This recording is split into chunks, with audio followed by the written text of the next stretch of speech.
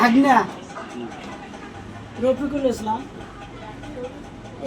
এর বউকে নিয়ে ব্যথায় খুব অনেক দিন ধরে ভুগতেছে।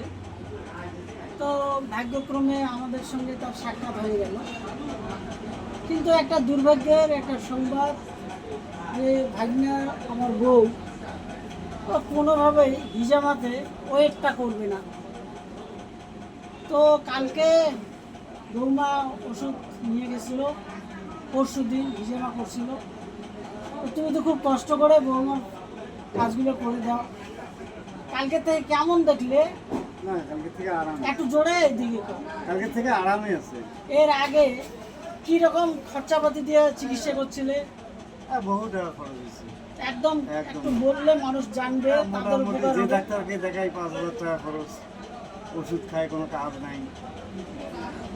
আমি যদি অ্যাপ্রোচ একটা হিসাব চাই যে এ পর্যন্ত কত গেছে, মোটামুটি ধরো একটু জুড়ে করা লাগবে পাশে প্রায় 15-20 হাজার টাকা গেছে আপাতত বর্তমানে। 15-20 না 15-20 লাখ, 15-20 হাজার, 15-20 হাজার গেছিল।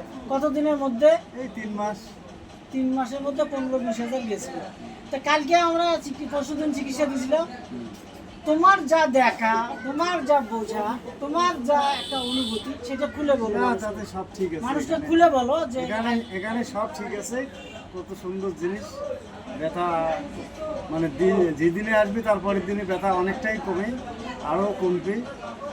খুবই ভালো জিনিস এখানে। তো নবী সাল্লাল্লাহু আলাইহি সাল্লামের এই চিকিৎসাটা আমরা আমরা আমরা প্রচার করছি, কিন্তু যারা উপকৃত হচ্ছে তাদের একটা সাক্ষাৎকার পৌঁছে দিচ্ছি। আপনারা যারা ভিডিওটা পাচ্ছেন তারা যোগাযোগ অতি সত্বর করুন এবং সত্বর উপশম গ্রহণ করুন।